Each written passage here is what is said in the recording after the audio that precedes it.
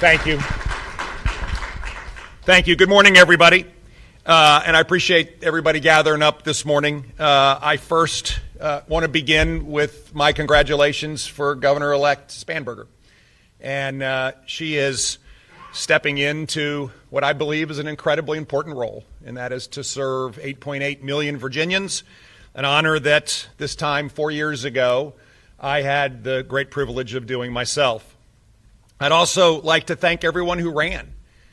In order to run for office in America today, you put your life on hold and you expose yourself to great scrutiny and challenges, and it takes courage. And so I do want to thank everyone who ran for office. I also want to thank our election teams. Once again, Virginians stood up. We ran elections. We ran them accurately and transparently. And our election teams worked around the clock for 45 days of early voting plus the election day. And so thank you to the tremendous professionalism. This is a great country. The greatest thing about the United States of America is it is a constitutional republic. And as a constitutional republic, the people elect their leaders. People run for office, and the people elect their leaders. 4 years ago, I had the great privilege of being elected. It's one of the great honors that anyone can possibly be bestowed with, being elected by their citizens in order to serve them. And I know that Governor-elect Spanberger feels the exact same way today. A great honor to be elected. In Virginia, the truth is, governors serve one term. It's been that way for centuries. And therefore, every governor comes into office recognizing that they are receiving a baton from the previous governor and will be handing that baton to the next governor in 4 years. And that is exactly what is happening over the course of the next 10 or so weeks. Over the course of the next roughly 10 weeks, Governor-elect Spanberger will build her team. She will run her transition, and we will support her in that process so that she and her team can hit the ground running. Again, one of the truths of the great Commonwealth of Virginia is that this transition happens every 4 years. And therefore, we have a very clear responsibility. Responsibility one is to finish strong. We came in 4 years ago with an incredibly ambitious agenda, and we have worked diligently, tirelessly against that agenda, and we've accomplished an extraordinary amount.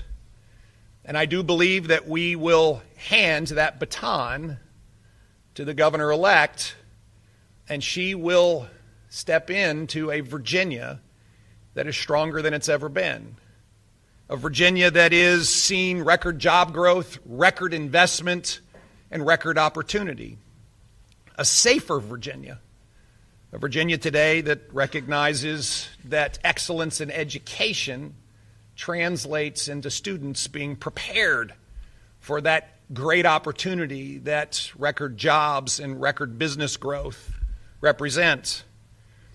We have a Virginia that today has safeguarded God's great gifts to the Commonwealth. And I'm incredibly proud of the work that we have done in order to safeguard those great gifts to the Commonwealth. And we have worked together in order to meet extraordinary moments, transforming behavioral health, working together to create cell phone-free education. Of course, stepping up over the course of the last week to provide the equivalent of SNAP benefits to Virginians in need to make sure that those who need assistance get that assistance.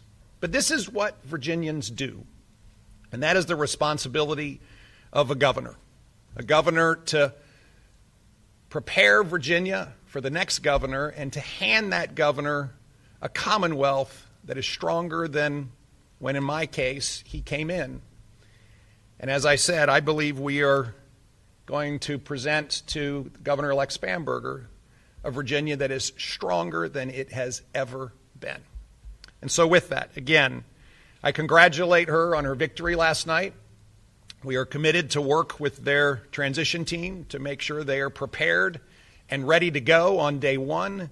And most importantly, we are committed to running through the tape and making sure that Virginia is exactly what we know she is, the best place in America to live and work and raise a family.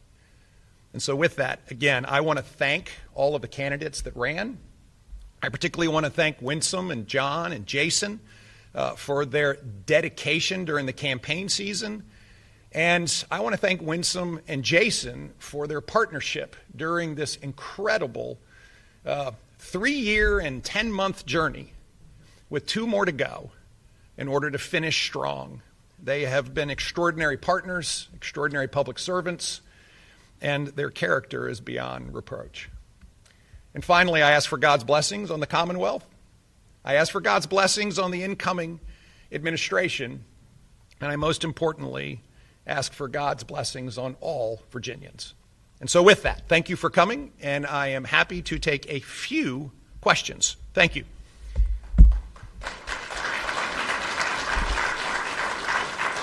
Perfect.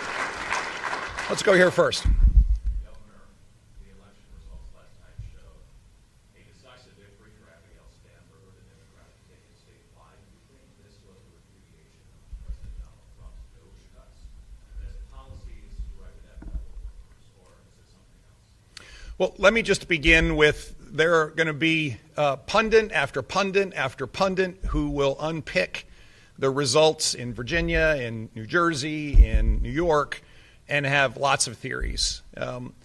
I, as a governor, will today do exactly what I knew I would be doing today, regardless of the outcome, and that is preparing to finish strong and hand the next governor the best possible Virginia that I can hand her. It was going to be a her one way or the other. And therefore, that's what we're focused on. I do think that the government shutdown is a big challenge. It is a big, big challenge. I have been vocal about it. I think that we have 330,000 federal workers in the Commonwealth of Virginia. And to have this shutdown extending as the longest shutdown ever has been extraordinary for so many Virginians. People are going without paychecks. They're worried about mortgages and rent. They're worried about how they're going to feed their families. The challenge of this government shutdown is real. And I am incredibly understanding of that challenge for all Virginians. And I think it caused quite a turnout yesterday. With that said, that's why we have been so focused on making sure that, particularly when it comes to providing food assistance to the most vulnerable Virginians, we're just not going to let that get interrupted. And I call on our senators to vote to open the government and then sort this thing out. But this has been an incredibly disruptive time for Virginians to see the government now shut for over a month, to see our military worry about whether they're going to get paid, our air traffic controllers and TSA folks at the airports not getting paid. But again, we have 330,000 government workers in the Commonwealth of Virginia, and I can't imagine how disruptive this has been for their families. And so I do believe that had a major impact on yesterday. Yes, sir. Governor, prior to the shutdown, there were federal layoffs as well, and your office was supportive of the DOGE cuts. Do you believe that there should have been a different type of messaging from Republicans in the office? Yeah, so again, there will be pundits who opine on this, but I can only repeat my general belief, which is first and foremost, I am very, very understanding of the pain that being laid off means. I've said many times my father got laid off twice when I was growing up. Our job is to create jobs in Virginia, to make sure that people have pathways to extraordinary lives. And that's what we've done. We have 277,000 more people working today than when we started. There's hundreds of thousands of open and available jobs. There's $143 billion of commitments from companies to expand in the Commonwealth. That's as much as the last 5 administrations combined. That underpins another 85,000 jobs and 40,000 construction jobs. At the end of the day, that's what we have to focus on. And the disruption that I know that so many families have felt, we have tried to meet with opportunity to find new pathways and new careers, and to help them in that transition, where we have had training support. We continue to have training support. We continue to have access to all of our unemployment benefits. And I once again believe that the future in Virginia is underpinned by our economic and business growth. And at the heart of the Commonwealth's future has to be growth, and therefore business-friendly environments, and therefore making sure that companies know that they will find the best operating capabilities, the best talent, and the best way to be successful in Virginia to continue to grow has to be at the heart of every administration. And that's why I've been so focused on it for the last 4 years. Yes, sir. Dave. You've got pretty strong, a couple of very big things hanging, Medicaid forecast, intentional and the Safe Kids initiative. What are we going to see in the next couple of months? Well, of course, I've got one last budget to prepare. And I have said recently that people who believe that Medicaid spending is going to go down have been misinforming everyone. Medicaid spending is going to go up. And that is a commitment in order to support Medicaid recipients. How much it goes up, we're still working on. You may have seen in the recent report that I believe that the overall rebenchmarking is inappropriately affected by the poor performance, operating performance of one of the managed care organizations, which has skewed the overall Medicaid reforecasting. We're going back and assessing that to make sure that we're not allowing one poor performer to drive up costs unnecessarily across the whole system. Second of all, there is a fair amount of waste and abuse that I'm really worried about, and fraud. And so we're digging into that so that we can come back with what will be $1 billion plus a year, I believe, in incremental Medicaid support. But I want to make sure it's the right number. I've said over and over again that Medicaid is not going to be reduced. It's going to be increased in Virginia. And the big question right now is, what's the appropriate amount? That's what we're working through. Yeah, again, with Safe Kids and K through 12 education, these are our big areas of making sure we get it right.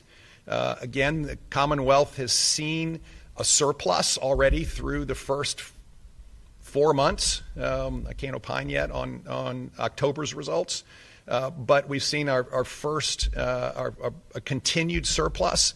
That has allowed us to take on the parallel SNAP benefit program, which is literally mimicking the SNAP benefits that are not being paid to Virginians today. But it also allows us to be in a position to take on some of these responsibilities. But the key to everything is to make sure that we are doing the right work to assess the right amount of incremental spending for Medicaid, the right amount of incremental spending for K through 12, because there will be incremental spending, and the right amount for Safe Kids. And for SNAP. Well, for SNAP, what we're going to see in SNAP are two things. One, and I encourage everybody, call senators and tell them to open up the government. I've said this over and over again. Vote yes on a clean CR and get the government open. And so the supplemental SNAP benefits that we are paralleling, of course, will end. But bringing down the SNAP incremental costs by reducing our error rates is a top priority. There's no reason why Virginia should have an 11% error rate in administering SNAP. And so we have had a massive transformation effort underway. I issued an executive order to do exactly that. I believe we will bring down the SNAP error rate and therefore not have to effectively pay the penalty that comes with having a high error rate. The degree to which we can bring it down is what we're working on now. Of course, the goal is no errors, but we were running at an 11% error rate, so we've got real work to do. But there's real opportunity for improvement. Emily, hang on, come right back. Yes, sir. Governor, a lot of Republicans, including Lieutenant Governor, ran on the idea of keeping the good times going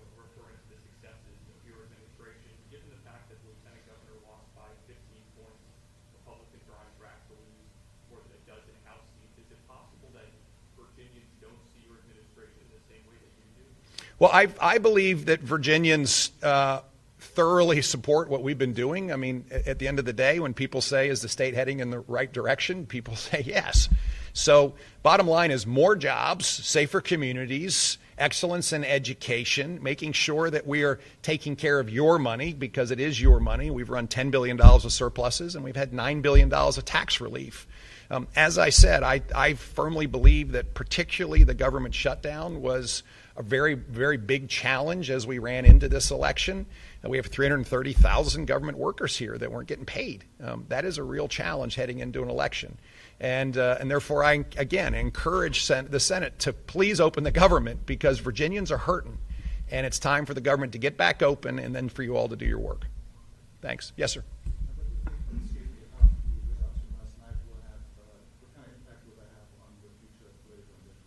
Oh, my goodness. Well, I've said since the day I was elected that people have been always asking me about my future political ambitions, and now I'm 4 years in, and you're still asking me the same question. And I will repeat to you the exact same answer I've given. My focus has been, will be, and will continue to be on the Commonwealth of Virginia up until the last second I'm in this position. And we have been focused for a reason, that we have felt and I think demonstrated that common sense solutions work.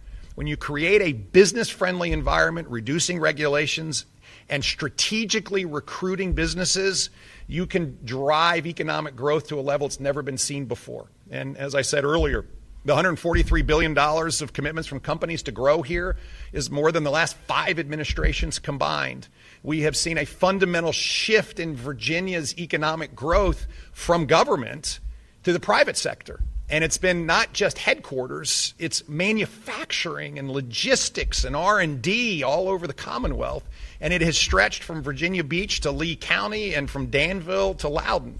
That is huge. And the future of the Commonwealth will continue to be to make sure that we have the most business-friendly environment in order to attract jobs. I'll remind everybody, 70% of our budget every year is driven by individual taxes. And therefore, to have a strong revenue base, you have to have a lot of Virginians working. And therefore, when we have a lot of Virginians working, we run surplus after surplus. That requires jobs. And if I have one great piece of advice for anyone who is serving in governor, whether it's Governor-elect Spanberger or 10 governors from now, it's we must continue to drive economic prosperity through job creation. And that is at the heart of everything. It's the heart of everything. We have a Virginia where people get to choose what businesses come, which ones don't, whether people want to live here or they don't. And those are really clear measures. And when we're able to attract a lot of business because we are a right-to-work state, we have extraordinary talent, we've invested in making sites ready, and on top of that, we are able to once again work from administration to administration and maintain that foundational principle of being business-friendly. Virginians thrive. And that's the heart to everything. That allows us then to have record investments in K through 12 education like we've done, where we have literally increased per pupil spending since before the administration today by 50%. It allows us to have record investment in law enforcement, record investment in taking care of God's gifts to the Commonwealth, and also $9 billion of tax relief. This is a really, really straightforward, common sense formula that works. And I, again, feel strongly that this is a template for moving forward, whoever the governor is, in order to make sure that Virginia continues to have this vibrant opportunity system that provides jobs, jobs, and more jobs. Perfect. Time for one more. Yep. Yes, ma'am. Thank you. So, Abigail J. Jones, he overperformed expectations last night. Do you see that as the people voting for him endorsing or at least showing a tolerance for the kind of content in the text messages he sent 3 years ago? Yeah, I have to say I am incredibly concerned about the Attorney General-elect's ability to do the job based on the text that he sent. They were abhorrent, and I think that they once again reiterate that you can't come into this job if you are espousing death on a political enemy, the death of children, and the death of law enforcement. And I believe, just as I've always believed, that disqualifies him for the job. The next administration is going to have to figure out how to deal with that, because they have law enforcement that they're going to need to make sure feel good about doing the job. They're going to have to make sure that parents with children feel safe, and that's going to be a challenge going forward. My position has not changed, that there is absolutely no excuse for what he wrote, none. And we live in a society today that I think has lost its way, at least some folks have, on their willingness to almost accept violence and political violence as a solution. So we had, during this campaign season, candidates and sitting elected officials receive death threats. And I have no patience for this. We investigate them thoroughly, and we make arrests, and we prosecute, because there is no room for anybody to espouse or try to minimize the fact that violence in any kind like this, and political violence against candidates or elected leaders, is an anathema, and we have to fight it with everything we have. Thank you.